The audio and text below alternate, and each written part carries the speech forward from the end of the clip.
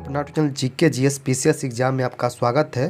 दोस्तों आज हम देखेंगे बिहार पुलिस कांस्टेबल के घटना चक्र का सेट नंबर देखेंगे। आज हम 14 नंबर, ठीक है 14 नंबर। इससे पहले हम 1 से लेकर 13 तक सेट को कवर कर चुके हैं। अगर आप सेट नहीं लगाए हैं तो वीडियो डिस्क्रिप्शन में दी लिंक, वहाँ से आप लगा सकते हैं। दोस्तों अगर आप बिहार पुलिस 21,391 पोस्ट में अपना एक रिजल्ट पक्का करना चाहते हैं तो पहले आप प्रीवियस ईयर पर पकड़ बनाइए। इसके बाद साथ आप डेली एक बिहार पुलिस का फुल लेंथ का प्रैक्टिस सेट लगाइए, जो हमारे यूट्यूब चैनल पर सुबह 9 बजे आप उसका पीडीएफ हमारे व्हाट्सअप ग्रुप में दिया जाता है और 9-11 बजे उसका जो हमारे यूट्यूब चैनल पर डिस्कशन डाला जाता है, वहाँ से आप मिला सकते हैं। दोस्तों इस प्रकार से आप हमारे चैनल से तैयारी कर सकते हैं। दोस्तों तो व्हाट्सअप ग्रुप से जुड़ने के लिए वीडियो के डिस्क्रिप्शन से लिंक दिया गया है। व्हाट्सअप ग्रुप का नाम है बिहार पुलिस 21,391 पोस्ट। उस ग्रुप पे जुड़ जाइए, वहाँ पर 9 बजे आपको पीडीएफ मिल जाएगा और 11 बजे इसी चैनल पर आपको उसका डिस्कशन अपलोड किया जाता है, ठीक है। तो वहाँ से पहले सेट लगाइएगा दोस्तों, ठीक है। चैनल पर आप पहली बार आए हैं, सब्सक्राइब कर लीजिए, बेल आइकन को प्रेस करिए ताकि हम जब भी कोई वीडियो डालें सबसे पहले आपके पास पहुंच सके। दोस्तों वीडियो को लाइक ज़रूर कीजिएगा दोस्तों, और अधिक से अधिक दोस्तों का शेयर कीजिएगा, ठीक है दोस्तों। तो चलिए हम बिना देरी के शुरू करते हैं आज की ये video. Bihar police constable hall प्रश्न पत्र 16/6/2019 के पूछे हुए प्रश्न को हम आज इस वीडियो में डिस्कस करेंगे। तो वीडियो में आप शुरू से लेकर लास्ट तक बने रहे दोस्तों। चैनल पर पहली बार आए हैं, चैनल को सब्सक्राइब कीजिए, बेल आइकन को प्रेस कीजिए ताकि हम जो भी वीडियो डालें सबसे पहले आपके पास पहुंच सके। वीडियो को लाइक करना नहीं भूलिएगा दोस्तों। तो चलिए हम शुरू करते हैं। आज के पहला प्रश्न देखते हैं क्या दोस्तों। देखिए पहला प्रश्न क्या है। पहला प्रश्न है महोत्सव का अर्थ है। महोत्सव का अर्थ क्या है? तो इसका सही उत्तर दोस्तों ऑप्शन नंबर ए हो जाएगा, महान है जो उत्सव। तो ऑप्शन नंबर ए इसका सही उत्तर हो जाएगा। देख लेते क्या है। वह उत्सव जिसके पीछे किसी व्यक्ति या स्थान की महानता का व्याख्या हो महोत्सव कहलाता है। महोत्सव का सही संधि विच्छेद है महाजोर उत्सव। महाजोर उत्सव यह गुण स्वर संधि है। अगला प्रश्न देखते हैं। प्रश्न नंबर 2 नंबर क्या है। आप कौन सा सर्वनाम है? आप कौन सा सर्वनाम है? तो इसका सही उत्तर ऑप्शन नंबर बी हो जाएगा, निजवाचक। निजवाचक, तो ऑप्शन नंबर बी इसका सही उत्तर हो जाएगा। देख लेते क्या है।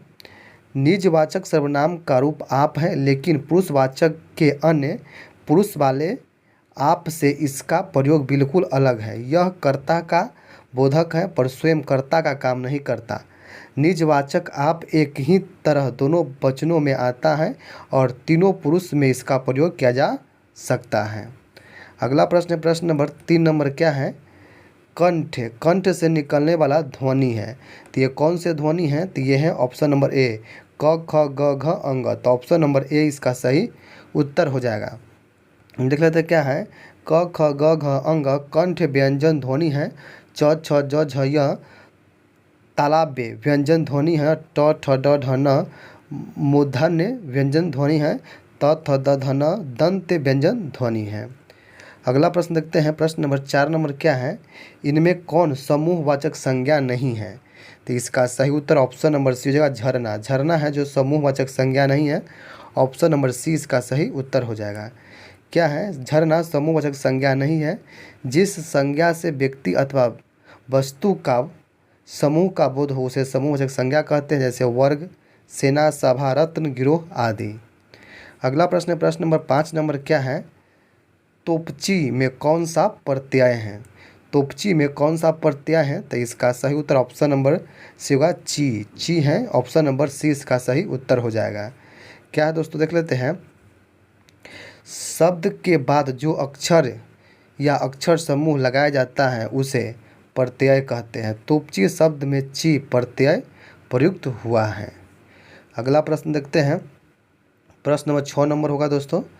6 नंबर प्रश्न क्या है।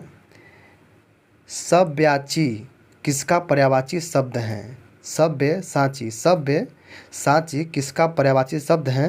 तो इसका सही उत्तर ऑप्शन नंबर बी होगा, अर्जुन का। तो ऑप्शन नंबर बी इसका सही उत्तर हो जाएगा। देख लेते क्या है। सव्यसाची अर्जुन का पर्यायवाची शब्द है। अर्जुन के अन्य पर्यायवाची शब्द हैं पार्थ, कैतन्य, गुंडाकेश, गंडेवर्ध, धनंजय आदि। सव्यसाची का अर्थ होता है जो दाहिने और बाएं दोनों हाथों से सब काम समान रूप से कर सकता है। अगला प्रश्न प्रश्न नंबर 7 नंबर क्या है। आहान का विपार्थक शब्द है, तो ये कौन है? विसर्जन। ऑप्शन नंबर सी इसका सही उत्तर हो जाएगा। आवाहन का विपार्थक शब्द विसर्जन होता है। अन्य विकल्पों में विपार्थक शब्द है अनुरक्त का विरक्त, अनाश्रित का आश्रित, तिरोभाव का अभिभाव। अगला प्रश्न नंबर 8 नंबर क्या है? सूरज को दीपक दिखाना मुहावरे का सही अर्थ क्या है? तो इसका सही अर्थ है ऑप्शन नंबर ए प्रसिद्ध व्यक्ति का परिचय। प्रसिद्ध व्यक्ति का परिचय, तो ऑप्शन नंबर ए इसका सही उत्तर हो जाएगा। देख लेते क्या है। सूरज को दीपक दिखाना मुहावरे का सही अर्थ प्रसिद्ध व्यक्ति का परिचय देना। मुहावरे और उनके अर्थ अन्य धरण इस प्रकार है। सिर उठाना, विरोध करना, सिक्का जमाना, प्रभाव स्थापित करना, समझ कर पत्थर फेंकना, विवेक को खो देना, श्री गणेश करना, किसी कार्य को प्रारंभ करना, सिर झुकाना, पराजय स्वीकार करना। ठीक है, अगला प्रश्न देखते हैं। प्रश्न नंबर 9 नंबर क्या है? महर्षि का संधि विग्रह है, तो इसका सही उत्तर ऑप्शन नंबर बी महाजोर ऋषि। ऑप्शन नंबर बी इसका सही उत्तर हो जाएगा। अगला प्रश्न देखते हैं दोस्तों। प्रश्न नंबर 10 नंबर क्या है? 10 नंबर है द्विज इनमें से किसका पर्यायवाची शब्द नहीं है? तो इसका सही उत्तर ऑप्शन नंबर बी हो जाएगा बादल। बादल नहीं है, तो ऑप्शन नंबर बी इसका सही उत्तर हो जाएगा। क्या है? पक्षी, ब्राह्मण, चंद्रमा द्विज के पर्यायवाची शब्द हैं, जबकि बादल द्विज का पर्यायवाची शब्द नहीं है।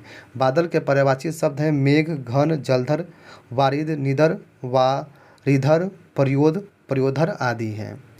अगला प्रश्न नंबर 11 नंबर क्या है? आतताई का क्या अर्थ होता है? तो इसका सही उत्तर ऑप्शन नंबर ए हो जाएगा जो अत्याचार करता हो। तो ऑप्शन नंबर ए इसका सही उत्तर हो जाएगा। अगला देखते हैं। आत्यायी का अर्थ होता है जो अत्याचार करता हो, जो दूसरों में दोष खोजे। वाक्यांश के लिए एक शब्द छिंद्रोनवेंसी होता है, जो धन का व्यर्थ ही खर्च करता है उसे वाक्यांश के लिए एक शब्द होता है अपव्ययी होता है। अगला प्रश्न नंबर 12 नंबर क्या है? इनमें से किस समूह में सभी शब्द शुद्ध लिखे गए हैं? तो इसका सही उत्तर ऑप्शन नंबर बी प्रकृति, पुनर्जन्म, भर्तस्यान, बलिष्ठ। ऑप्शन नंबर बी इसका सही उत्तर हो जाएगा। अगला प्रश्न नंबर 13 नंबर क्या है? जो पढ़े वह पास होगा इनमें से कौन सा विशेषण है? तो इसका सही उत्तर ऑप्शन नंबर डी हो जाएगा सर्वनामिक विशेषण। तो ऑप्शन नंबर डी इसका सही उत्तर हो जाएगा। जो पढ़े वह पास होगा यह वाक्य सर्वनामिक विशेषण है, जो सर्वनाम संज्ञा के स्थान पर आने के बजाय संज्ञा से पहले लगकर उसकी विशेषता बताते हैं, उसे सर्वनामिक विशेषण कहते हैं। अगला प्रश्न नंबर 14 नंबर है। इनमें से कौन सा वाक्य शुद्ध नहीं है? तो इसका सही उत्तर ऑप्शन नंबर ए हो जाएगा विष्णु के अनेकों नाम हैं, ये शुद्ध नहीं है। तो ऑप्शन नंबर ए इसका सही उत्तर हो जाएगा। देखते क्या है? अनेक शब्द बहुवचन के रूप में प्रयुक्त किया जाता है, अतः विकल्प में अनेकों के स्थान पर अनेक का प्रयोग होगा। प्रश्न नंबर 15 में क्या है? द्वंद्व समास का उदाहरण इनमें से हैं, तो कौन है? तो इसका सही उत्तर होगा दिन और हीन। तो ऑप्शन नंबर ए इसका सही उत्तर हो जाएगा। देखते हैं क्या है 15 नंबर में क्या है? दिन और हीन में द्वंद्व समास है। जिस समास के दोनों पद प्रधान हो एवं दोनों पद को मिलाते समय अथवा या एवं आदि योजक लुप्त हो जाए वह द्वंद्व समास कहलाता है। यथाशक्ति में, अव्ययभावी में समास, त्रिफला में द्वंद्व समास अथवा पीताम्बर में कर्तधारय समास और बहुव्रीहि समास है। अगला प्रश्न नंबर 16 नंबर क्या है? आसमान टूट पड़ना का अर्थ क्या है? तो यह है मुसीबत आना। ऑप्शन नंबर बी इसका सही उत्तर हो जाएगा। आसमान टूट पड़ना मुहावरे का अर्थ होता है मुसीबत आना। अगला प्रश्न नंबर 17 नंबर क्या है? इनमें से शुद्ध वर्तनी वाला शब्द कौन सा है? तो इसका सही उत्तर ऑप्शन नंबर सी रचयिता। तो ऑप्शन नंबर सी इसका सही उत्तर हो जाएगा। अगला प्रश्न देखते हैं। प्रश्न नंबर 18 नंबर क्या है? समास का विलोम है। समास का विलोम क्या हो जाएगा? तो ब्यास होगा। तो ऑप्शन नंबर सी इसका सही उत्तर हो जाएगा। क्या है? समास का विलोम ब्यास होता है, संधि का विलोम विग्रह होता है, कृष्ण का विलोम श्वेत होता है और तथा शुक्ल होता है। अगला प्रश्न नंबर 19 नंबर क्या है? परिमाप में उपवर्ग हैं, परिमाप में उपसर्ग हैं, तो ये हैं ऑप्शन नंबर ए हो जाएगा परि। परि ऑप्शन नंबर ए इसका सही उत्तर हो जाएगा। क्या है दोस्तों, परिमाप में परि उपसर्ग है। उपसर्ग उस शब्दांश या वह अवयव को कहते हैं जो किसी शब्द के पहले आकर उसका विशेष अर्थ प्रकट करता है। परि उपसर्ग का अर्थ होता है आसपास, चारों ओर, त्यागपूर्ण, अतिशय। अगला प्रश्न, प्रश्न नंबर 20 नंबर क्या है, बादल। बादल का तत्सम शब्द क्या है, तो ये है वारिद। ऑप्शन नंबर सी इसका सही उत्तर हो जाएगा।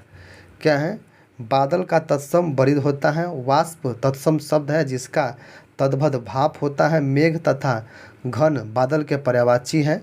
तत्सम वे शब्द हैं जो संस्कृत के समान हैं, अर्थात हिंदी में भी संस्कृत के रूप में समान ही प्रयुक्त होते हैं, तत्सम शब्द कहलाते हैं। प्रश्न नंबर 21 क्या है, जनसांख्यिकी लाभांश होता है। जनसांख्यिकी लाभांश होता है, तो ये होता है 15 से 59 वर्ष की कार्यशील जनसंख्या से। तो ऑप्शन नंबर ए इसका सही उत्तर हो जाएगा। अगला प्रश्न देखते हैं, प्रश्न नंबर 22 नंबर प्रश्न क्या है, डाक संशोधन विधेयक में पॉकेट बिटों का प्रयोग किस राष्ट्रपति ने किया था, तो ये किया था ज्ञानी जैल सिंह ने। तो ऑप्शन नंबर बी इसका सही उत्तर हो जाएगा। देख लेते क्या है, पॉकेट वीटो एक राष्ट्रपति को किसी बिल पर कोई कार्यवाही न करने का अधिकार देता है। वर्ष 1982 से 87 तक भारत के राष्ट्रपति रहे ज्ञानी जैल सिंह ने भारतीय डाकघर संशोधन विधेयक को कानूनी बनने से रोकने के लिए पॉकेट वीटो का प्रयोग किया था। प्रश्न नंबर 23 क्या है, महाराज धीराज की उपाधि अपनाने वाला पहला गुप्त शासक कौन था, तो ये था चंद्रगुप्त प्रथम था। तो ऑप्शन नंबर ए इसका सही उत्तर हो जाएगा। क्या है, चंद्रगुप्त प्रथम वंश के वास्तविक संस्थापक थे जिन्होंने महाधीराज की उपाधि धारण की थी। चंद्रगुप्त प्रथम ने लिच्छवी वंश की राजकन्या कुमारी देवी से विवाह किया था। प्रश्न नंबर 24 देखते हैं क्या है, भारतीय संविधान की 8वीं, सही दोस्तों क्या है, भारतीय संविधान की अनुसूची 6 में किन किन राज्यों को शामिल किया गया है, तो इसका सही उत्तर दोस्तों ऑप्शन नंबर ए हो जाएगा, असम, त्रिपुरा, मेघालय और मिजोरम। तो भारतीय संविधान के अनुसूची 6 में 4 राज्यों को शामिल किया गया है, वो 4 राज्य हैं असम, त्रिपुरा, मेघालय और मिजोरम। तो ऑप्शन नंबर ए इसका सही उत्तर हो जाएगा। क्या है, संविधान के 6ठी अनुसूची असम, मेघालय, त्रिपुरा और मिजोरम में जनजातीय क्षेत्रों के प्रशासन के लिए इन राज्यों में जनजातीय लोगों के अधिकारों के संरक्षण प्रदान करती हैं। संविधान के अनुच्छेद 244 के 2 और अनुच्छेद 275 के 1 के तहत ये विशेष प्रावधान किया गया है। अगला प्रश्न, प्रश्न 25 क्या है, नील दर्पण नामक पुस्तक किसने लिखा है, तो ये लिखा है दीनबंधु मित्र ने। तो ऑप्शन नंबर बी इसका सही उत्तर हो जाएगा।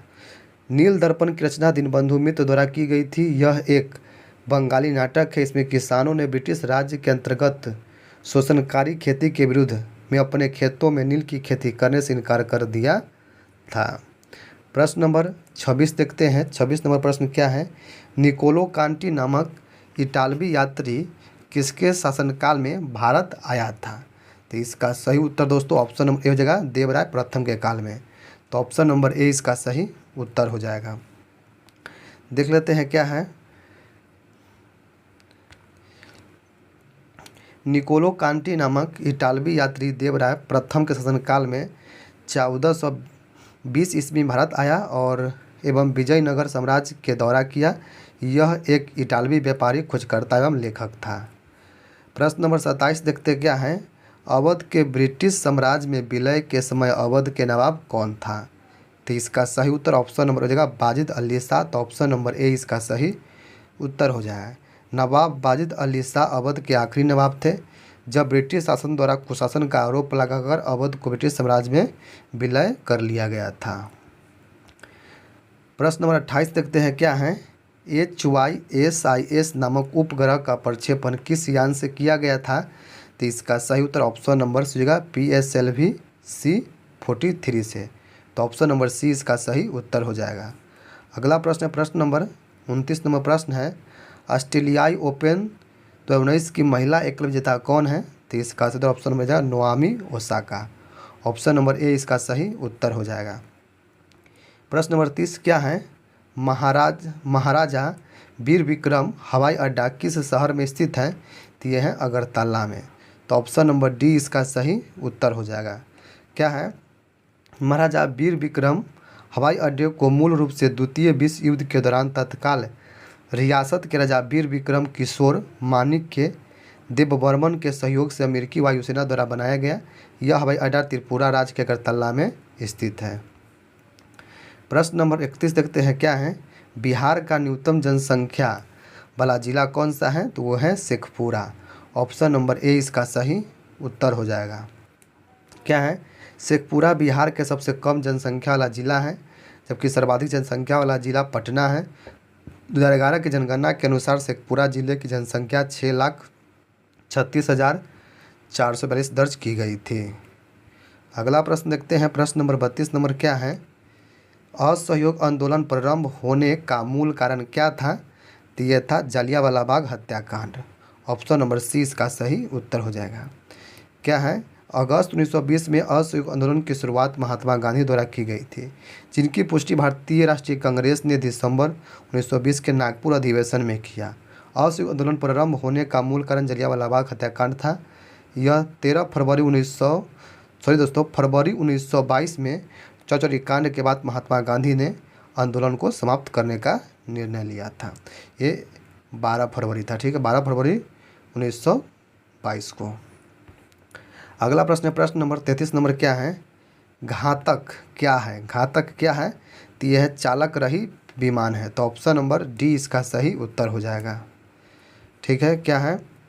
घातक वायुसेना के लिए रक्षा अनुसंधान एवं विकास संगठन DRDO के वैमानिकी विकास प्रतिष्ठान द्वारा विकसित किया गया एक चालक रहित लड़ाकू विमान है। अगला प्रश्न नंबर 34 नंबर क्या है? वर्ष 2020 के लिए विश्व का स्थापत्य राजधानी किस शहर को घोषित किया गया था? तो ये किया गया था रियो डी जेनेरियो को। तो ऑप्शन नंबर बी इसका सही उत्तर हो जाएगा। अगला प्रश्न नंबर 35 नंबर है, बिहार का सर्वाधिक लिंगानुपात वाला जिला कौन सा है? तो ये है गोपालगंज। तो ऑप्शन नंबर सी इसका सही उत्तर हो जाएगा। गोपालगंज बिहार का सर्वाधिक लिंगानुपात वाला जिला है। यहाँ कुल 1000 लड़कों पर लड़कियों की संख्या 221 है, जबकि न्यूनतम लिंगानुपात वाला जिला मुंगेर है। अगला प्रश्न नंबर 36 नंबर क्या है? भारतीय संविधान में कुल कितने भाग हैं? तो भाग की संख्या 22 है। ऑप्शन नंबर सी इसका सही उत्तर हो जाएगा। मूल रूप से भारतीय संविधान में 395 अनुच्छेद 22 भागों में विभाजित है। 8 अनुसूची थी, किंतु संशोधन के पश्चात वर्तमान में इसमें अनुसूची की संख्या 12 हो चुकी है। अगला प्रश्न देखते हैं। प्रश्न नंबर 37 नंबर क्या है? मत वोट देने का अधिकार भारतीय संविधान के किस अनुच्छेद में आता है? तो यह आता है अनुच्छेद 326 में। तो ऑप्शन नंबर सी इसका सही उत्तर हो जाएगा। देख लेते हैं क्या है। संविधान के अनुच्छेद 326 यह प्रावधान करता है कि लोकसभा और प्रत्येक राज्य की विधानसभा के चुनाव वयस्क मताधिकार के आधार पर होंगे। 61वें संविधान संशोधन अधिनियम 1988 के द्वारा मतदाता की आयु 21 वर्ष घटाकर 18 वर्ष कर दिया गया। प्रश्न नंबर 38 देखते हैं क्या है? पूर्वी पश्चिमी गलियारा में पूर्वोत्तर भाग है। तो यह है सिलचर। ऑप्शन नंबर ए इसका सही उत्तर हो जाएगा। पूर्वी पश्चिमी गलियारा सिलचर से पोरबंदर तक है। इस गलियारे का पूर्वोत्तर भाग सिलचर, पश्चिमोत्तर भाग पोरबंदर है। अगला प्रश्न नंबर 39 नंबर है, हम्बनटोटा बंदरगाह किस देश में स्थित है? तो ये है श्रीलंका में। ऑप्शन नंबर डी हो जाएगा श्रीलंका। हम्बनटोटा बंदरगाह श्रीलंका में स्थित है, जिसे चीन की सरकारी संस्था चाइना मर्चेंट पोर्ट होल्डिंग्स ने बनाया था। इसमें 85% हिस्सेदारी चीन के एक्सिस बैंक की है। अगला प्रश्न नंबर 40 नंबर है, डेट्रॉयट नामक शहर किसके लिए प्रसिद्ध है? तो यह है ऑटोमोबाइल के उद्योग के लिए। तो ऑप्शन नंबर बी इसका सही उत्तर हो जाएगा। क्या है? डेट्रॉयट अमेरिका में ऑटोमोबाइल उद्योग केंद्र के लिए प्रसिद्ध है। इसमें 3 सबसे बड़े ऑटो निर्माता जनरल मोटर्स, पयाब और फियट क्रिसलर है, जिसे बिग 3 ऑटो निर्माता कहा जाता है। चेन्नई को भारत का डेट्रॉयट कहा जाता है। प्रश्न नंबर 41 क्या है? बिहार में शिशु मृत्यु दर कितनी है? तो ये 38 है, ऑप्शन नंबर ए इसका सही उत्तर हो जाएगा। क्या है, प्रश्न काल तक बिहार में शिशु मृत्यु दर 38 थी, किंतु वर्तमान में सॉपल रजिस्टर सिस्टम 2020 की रिपोर्ट के अनुसार यह घटकर 27 हो गई है, जो औसत राष्ट्रीय आय के 28 से भी अंक कम है। अगला प्रश्न है, प्रश्न नंबर 42 नंबर है, बिहार के कितने प्रतिशत भूभाग पर अति सघन वन है? तो ये है ऑप्शन नंबर सी 0.35% पर। तो क्या है, लगभग 0.35% वन क्षेत्र बिहार में अति सघन क्षेत्र के अंतर्गत आता है। राज्य में वन अवधारणा राज्य भौगोलिक क्षेत्र के लगभग 7.76% है। अगला प्रश्न है, प्रश्न नंबर 43 नंबर क्या है, वर्ष 1929 में जारी किए गए दीपावली घोषणा पत्र का संबंध है? तो ये है डोमिनियन स्टेट से, ऑप्शन नंबर बी इसका सही उत्तर हो जाएगा। देख लेते क्या है, 31 अक्टूबर 1929 को तत्कालीन गवर्नर जनरल लॉर्ड इरविन द्वारा जारी किए गए दीपावली घोषणा पत्र का संबंध भारत को डोमिनियन स्टेट बनाने से था। अगला प्रश्न, प्रश्न नंबर 44 नंबर है, बिहार में अंतर्जातीय विवाह प्रोत्साहन योजना के तहत कितना राशि दी जाती है? तो देख लेते हैं दोस्तों क्या है, बिहार सरकार द्वारा सामाजिक न्याय अधिकारिता मंत्रालय के अंतर्गत डॉक्टर भीमराव अंबेडकर फाउंडेशन द्वारा बिहार अंतर्जातीय विवाह प्रोत्साहन योजना का संचालन किया जा रहा है। इस योजना के अंतर्गत अंतर्जातीय विवाह को प्रोत्साहन देने हेतु वर्तमान समय में 2.5 लाख रुपया प्रोत्साहन राशि प्रदान की जाती है। अगला प्रश्न, प्रश्न नंबर 45 नंबर है, अंतर्राज्यीय परिषद का सदस्य नहीं है? तो कौन नहीं है? तो ऑप्शन नंबर हो जाएगा राज्यपाल। राज्यपाल नहीं है तो ऑप्शन नंबर ए इसका सही उत्तर हो जाएगा। क्या है, संविधान के अनुच्छेद 263 के तहत अंतर्राज्यीय परिषद की स्थापना की गई थी, जिसमें कहा गया है कि आवश्यकता पड़ने पर राष्ट्रपति ऐसे संस्था का गठन कर सकता है। अंतर्राज्यीय परिषद का अध्यक्ष प्रधानमंत्री होता है। राज्यपाल अंतर्राज्यीय परिषद का सदस्य नहीं होता है। इस परिषद का उद्देश्य समन्वय स्थापित करना होता है। प्रश्न नंबर 46 क्या है, बिहार धारणीय विकास से संबंधित बोर्ड है? तो ये बोर्ड है योजना और विकास विभाग, ऑप्शन नंबर ए इसका सही उत्तर हो जाएगा। अगला प्रश्न देखते हैं, प्रश्न 47 नंबर क्या है, वर्ष 1919-20 में दरभंगा किसान आंदोलन के प्रमुख नेता कौन थे? तो ये थे स्वामी विद्यानंद, ऑप्शन नंबर डी इसका सही उत्तर हो जाएगा। क्या है, स्वामी विद्यानंद वर्ष 1920 में दरभंगा किसान आंदोलन के प्रमुख नेता थे। यह विरोध बिहार की सबसे बड़ी जमींदार दरभंगा राज पर केंद्रित था। प्रश्न नंबर 48 क्या है, एक सींग वाला राइनो गोंडा किस राज्य में पाया जाता है? तो ये पाया जाता है असम में, तो ऑप्शन नंबर डी इसका सही उत्तर हो जाएगा। देख लेते क्या है, असम में एक सींग वाला गेंडा पाया जाता है। असम राज्य में काजीरंगा राष्ट्रीय उद्यान स्थित है, जहाँ पर एक सींग वाला गेंडा, राइनो, जंगली सूअर और भैंसा पाया जाता है। प्रश्न नंबर 49 क्या है, भारत का राष्ट्रीय वृक्ष क्या है? तो भारत का राष्ट्रीय वृक्ष बरगद है, ऑप्शन नंबर डी इसका सही उत्तर हो जाएगा। बरगद भारत का राष्ट्रीय वृक्ष है, जिसका वैज्ञानिक नाम फाइकस बेंगोलेसिस है। भारत में राष्ट्रीय पुष्प कमल है, राष्ट्रीय फल आम है, राष्ट्रीय पशु बाघ है और राष्ट्रीय पक्षी मोर है। अगला प्रश्न, प्रश्न नंबर 50 नंबर है, पृथ्वी दिवस कब मनाया जाता है? तो मनाया जाता है 22 अप्रैल को। प्रतिवर्ष 22 अप्रैल को पृथ्वी दिवस मनाया जाता है। इस दिन का उद्देश्य पर्यावरण संरक्षण के लिए समर्थन प्रदर्शित करना है।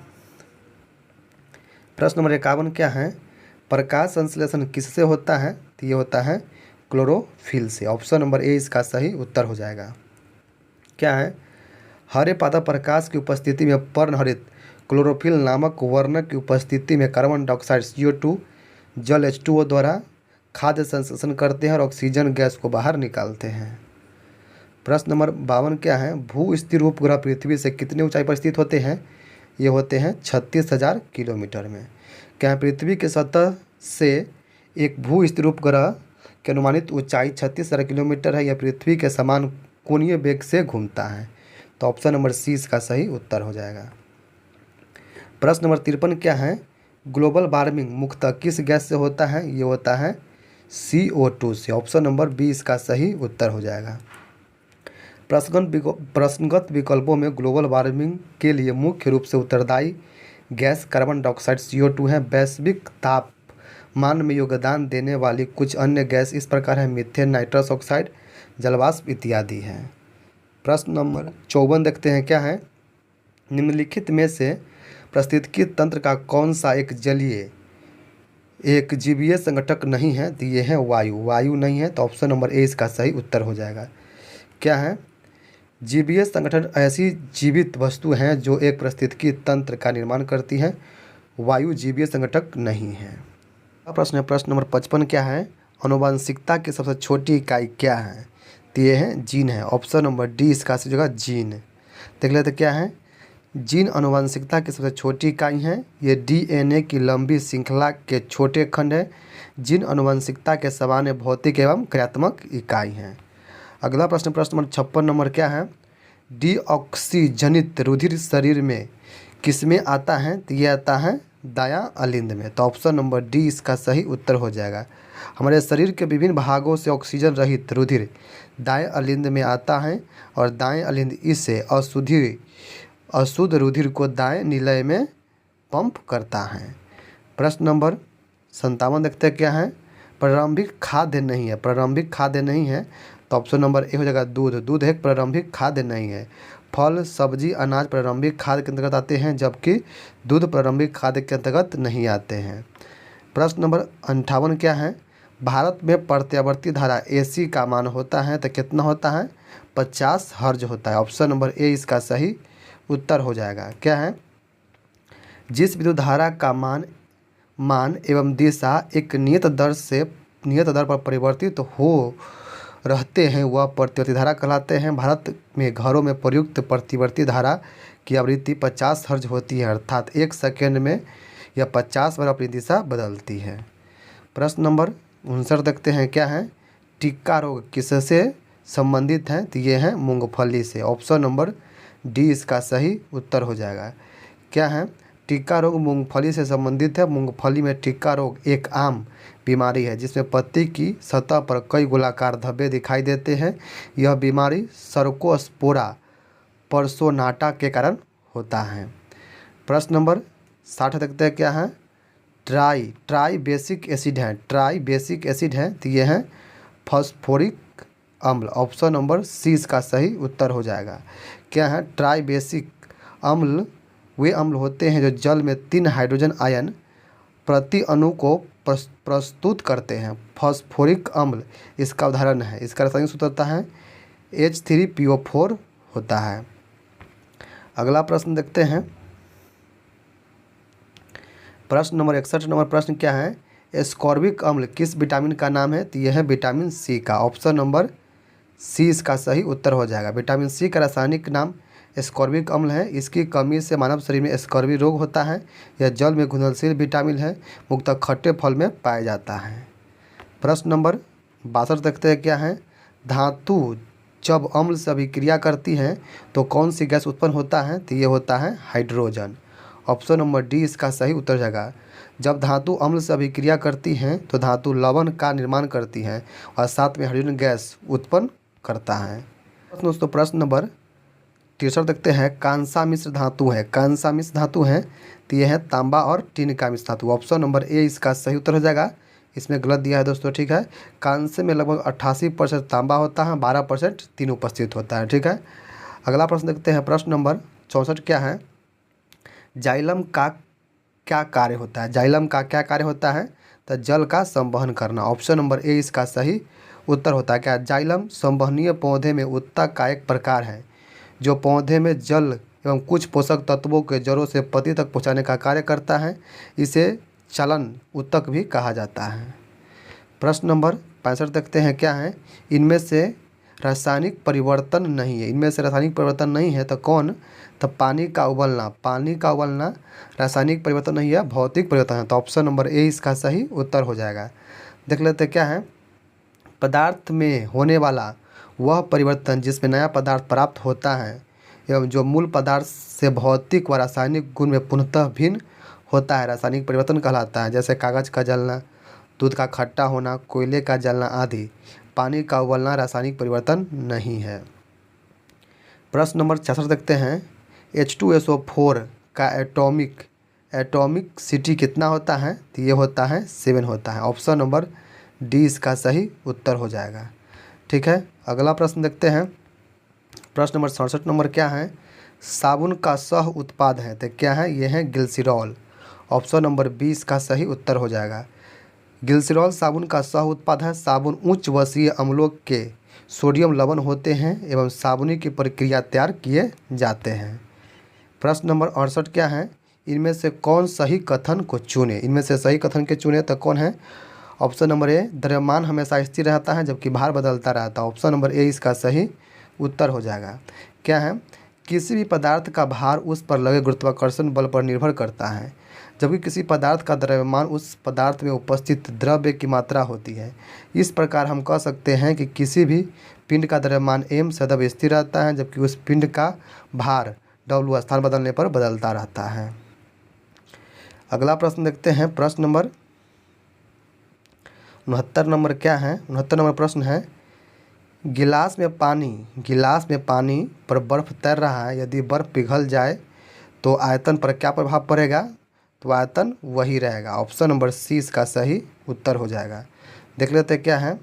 आयतन वही रहेगा। आर्किमिडीज के सिद्धांत के अनुसार जब कोई वस्तु किसी द्रव में पूर्णतः या आंशिक रूप से डुबाई जाती है तब वस्तु पर लगने वाला बल वस्तु द्वारा हटाए गए द्रव के भार के बराबर होता है। स्पष्ट है कि बर्फ़ के टुकड़े के पिघलने पर जल स्तर समान रहता है। प्रश्न नंबर 70 देखते हैं क्या है? मध्य कर्ण में इनमें से कौन सी हड्डी नहीं पाई जाती है? तो हैमेट नहीं पाया जाता है। तो ऑप्शन नंबर डी इसका सही उत्तर हो जाएगा। क्या है? हैमेट एक कील का आकार होता है जो पामर सतह से निकलता है। यह कलाई के मध्य भाग की एक कार्पल हड्डी की दूर की पंक्ति में स्थित होता है। मध्य कान में 3 छोटी हड्डियां होती हैं जिन्हें अस्थियाए, मेलिमस, इनकस और स्टेपस कहा जाता है। अगला प्रश्न नंबर 71 नंबर है, पृथ्वी पर किसी वस्तु का पलायन वेग चंद्रमा पर उस वस्तु के पलायन वेग से होता है तो अधिक होता है। तो ऑप्शन नंबर बी इसका सही उत्तर हो जाएगा। क्या है? पलायन वेग वह न्यूनतम वेग होता है जिससे किसी पिंड को पृथ्वी तल से फेंकने पर वह पृथ्वी के गुरुत्वाकर्षण से बाहर निकल जाता है और पृथ्वी पर कभी वापस नहीं आता है। यह पिंड द्रव्यमान पर निर्भर नहीं करता है क्योंकि चंद्रमा के पास पृथ्वी के तुलना में कम गुरुत्वाकर्षण है, इसलिए पृथ्वी पर किसी वस्तु का पलायन वेग चंद्रमा पर उस वस्तु के पलायन से अधिक होगा। अगला प्रश्न देखते हैं। प्रश्न नंबर 78 क्या है? 18 कैरेट सोने में सोना का प्रतिशत होता है तो ये होता है 75%। ऑप्शन नंबर डी इसका सही उत्तर हो जाएगा। क्या है? कैरेट अन्य धातुओं के साथ मिश्रित सोने की शुद्धता को मापता है। 24 कैरेट सोना शुद्ध होता है जिसमें कई अन्य धातु नहीं पाई जाती है। कम कैरेट में कम सोना होता है। 18 कैरेट में 75% सोना एवं 25% अन्य धातु होती है। अगला प्रश्न नंबर 73 नंबर क्या है? लोहा के गैल्वेनीकरण में कौन सी धातु प्रयुक्त होती है? तो ये होती है जिंक। ऑप्शन नंबर सी इसका सही उत्तर हो जाएगा। गैल्वेनीकरण एक विनिर्माण प्रक्रिया है जहाँ सुरक्षा प्रदान एवं जंग को रोकने के लिए स्टील या लोहे पर जस्ते का लेप लगाया जाता है। अगला प्रश्न नंबर 74 नंबर क्या है? सबसे पहले किस जीव को अंतरिक्ष में भेजा गया था? तो ये भेजा गया था कुत्ता को। ऑप्शन नंबर डी इसका उत्तर है कुत्ता। क्या है? अंतरिक्ष की कक्षा में जाने वाला प्रथम जीव कुत्ता था जिसे 3 नवंबर 1957 को सोवियत संघ के स्पुतनिक 2 अंतरिक्ष यान में प्रक्षेपित किया गया था, किंतु दुर्भाग्यवश उड़ान के दौरान इसकी मृत्यु हो गई। यह कुतिया का नाम लाइका था। ठीक है, अगला प्रश्न नंबर 75 नंबर क्या है? ध्वनि तरंगें नहीं चल सकती हैं तो ये निर्वात में नहीं चल सकती हैं। ऑप्शन नंबर सी इसका सही उत्तर हो जाएगा। क्या है? ध्वनि तरंग कंपन को स्थानांतरित करने के लिए कण का उपयोग करती है। यह ठोस, द्रव और गैस के माध्यम से संचरित होती है। ध्वनि तरंग निर्वात में नहीं चल सकती है। अगला प्रश्न नंबर 76 नंबर क्या है? किताब में हमेशा रहता है तो क्या रहता है? तो पृष्ठ रहता है। ऑप्शन नंबर बी इसका सही उत्तर हो जाएगा। अगला प्रश्न नंबर 77 नंबर क्या है? निम्नलिखित को क्रम में सजाइए। तो क्या है? तो पहले हो जाएगा भ्रूण, तब होगा नवजात, तब होगा बच्चा, तब हो गया वयस्क, तब होगा युवा। सॉरी दोस्तों, पहले होगा युवा तब होगा वयस्क। तो ऑप्शन नंबर ए इसका सही उत्तर हो जाएगा। ठीक है, अगला प्रश्न देखते हैं। ये रीजनिंग के प्रश्न है दोस्तों, आप लोग स्क्रीनशॉट कर लीजिए, बना लीजिएगा। इसका सही उत्तर क्या जाएगा दोस्तों? इसका सही तो ऑप्शन नंबर सी हो जाएगा। ठीक है, तो आप लोग स्क्रीनशॉट कर लीजिए, बना लीजिएगा। इसका एक्सप्लेनेशन देख लीजिए, धीरे धीरे स्क्रॉल करते हैं, इसका भी स्क्रीनशॉट आप कर लीजिएगा। ठीक है, अगला प्रश्न चलते हैं, प्रश्न नंबर 79 देखते हैं। ये भी रीजनिंग का प्रश्न है, इसका सही उत्तर ऑप्शन नंबर ए हो जाएगा। तो इसका भी आप डिस्कशन को देख लीजिए किस प्रकार बनाया हुआ है, स्क्रीनशॉट करते चलिएगा। ठीक है, अगला प्रश्न चलते हैं, प्रश्न नंबर 80 नंबर है। इसका सही उत्तर ऑप्शन नंबर डी हो जाएगा, पूरब की ओर। ठीक है, इसका डिस्कशन देख लीजिए कैसे बनाया हुआ है, स्क्रीनशॉट आप कर लीजिएगा। ठीक है, अगला प्रश्न देखते हैं, प्रश्न नंबर 81 नंबर है। इसका सही उत्तर क्या जाएगा? Option number C 24। ठीक है, इसका डिस्कशन देख लीजिए कैसा है। ठीक है, अगला प्रश्न पर चलते हैं। अगला प्रश्न है 82 नंबर। ठीक है, इसका सही उत्तर ऑप्शन नंबर डी हो जाएगा 7। देख लीजिए कैसे बनाया गया है, स्क्रीनशॉट कर लीजिए। ठीक है, अगला प्रश्न है 83 नंबर होगा। ठीक है, इसका सही उत्तर ऑप्शन नंबर सी हो जाएगा 47। ठीक है, देख लीजिए इसका कैसे बनाया हुआ है, ऐसे आप लोग स्क्रीनशॉट कर लीजिएगा। ठीक है, अगला प्रश्न देखते हैं, प्रश्न नंबर 84 नंबर है, स्क्रीनशॉट कर लीजिए। ठीक है, इसका सही उत्तर ऑप्शन नंबर सी हो जाएगा। ठीक है, इसका अगला प्रश्न देखते हैं, प्रश्न नंबर 85 नंबर देखते हैं क्या है। इसका सही उत्तर दोस्तों ऑप्शन नंबर डी हो जाएगा। ठीक है, इसको देख लीजिए कैसा बनाया गया है, आप लोग स्क्रीनशॉट कर लीजिएगा। ठीक है, अगला प्रश्न देखते हैं, प्रश्न नंबर 86 नंबर है। इसका सही उत्तर ऑप्शन नंबर ए हो जाएगा 12/13। ठीक है, तो इसका आप डिस्कशन देख लीजिए कैसे बनाया हुआ है। ठीक है, अगला प्रश्न देखते हैं, प्रश्न 87 नंबर क्या है। इसका सही उत्तर ऑप्शन नंबर सी हो जाएगा 180। ठीक है, इसका डिस्कशन देख लीजिए। अगला प्रश्न देखते हैं, प्रश्न नंबर 88 नंबर। इसका सही उत्तर ऑप्शन नंबर बी हो जाएगा 39। इसका डिस्कशन देख लीजिए क्या हो जाएगा। ठीक है,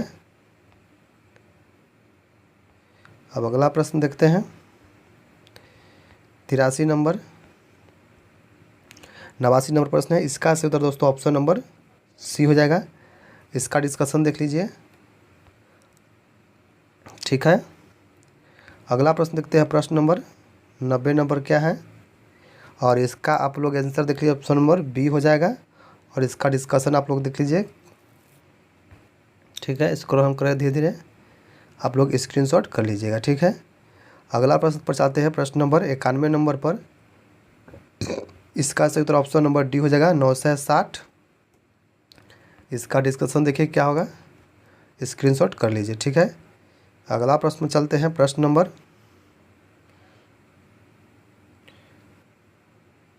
ठीक है, अगला प्रश्न है प्रश्न नंबर 92 नंबर। इसका सही उत्तर ऑप्शन नंबर 25 हो जाएगा। इसका डिस्कशन ये है। ठीक है, प्रश्न नंबर 93 नंबर है। इसका सही उत्तर ऑप्शन नंबर ए हो जाएगा। इसका डिस्कशन ये है। प्रश्न नंबर 94 नंबर है। इसका सही उत्तर ऑप्शन नंबर ए हो जाएगा हिंदी, और इसका डिस्कशन हो जाएगा यहाँ पे। ठीक है, आप लोग स्क्रीनशॉट बना लीजिएगा। 95 नंबर ये प्रश्न है। इसका सही उत्तर ऑप्शन नंबर बी हो जाएगा। इसका डिस्कशन ये है। ठीक है, अगला प्रश्न प्रश्न नंबर 96 नंबर है, और इसका सही उत्तर ऑप्शन नंबर हो जाएगा 50%। और इसका डिस्कशन आप लोग देख लीजिए, स्क्रीनशॉट कर लीजिएगा। ठीक है, 96 नंबर प्रश्न में चलते हैं। 97 नंबर प्रश्न है दोस्तों, और इसका सही उत्तर ऑप्शन नंबर सी हो जाएगा 1। और इसका डिस्कशन देखिए क्या होगा, देख लीजिए। अगला प्रश्न है, प्रश्न नंबर है 98 नंबर, और इसका सही उत्तर ऑप्शन नंबर सी हो जाएगा। और इसका डिस्कशन आप लोग देख लीजिए स्क्रीनशॉट करके बना लीजिएगा। प्रश्न नंबर आज का 99 नंबर है और इसका सही उत्तर ऑप्शन नंबर सी हो जाएगा 1995। इसका डिस्कशन यह दिया हुआ है। और आज का 100 नंबर प्रश्न है और इसका सही उत्तर ऑप्शन नंबर डी हो जाएगा। इसका डिस्कशन यह दिया हुआ है। तो दोस्तों ये थे 100 प्रश्न। आप लोग बताइएगा कमेंट में कि ये वीडियो कैसा लगा आपको। प्रीवियस ईयर लगाना बहुत ज़रूरी है दोस्तों। किसी भी एग्ज़ाम को पास करने के लिए उसका प्रीवियस ईयर पर पकड़ बनाना बहुत ज़रूरी होता है दोस्तों, ठीक है। तो वीडियो को लाइक कीजिएगा, अधिक से अधिक शेयर कीजिएगा और चैनल पर पहली बार आए चैनल को सब्सक्राइब कीजिए, बेल आइकन को प्रेस कीजिए ताकि जब भी हम कोई वीडियो डालें सबसे पहले आपके पास पहुँच सके। तो चलिए हम फिर मिलते हैं किसी अन्य टॉपिक से। तो फिर जय हिंद, जय भारत दोस्तों।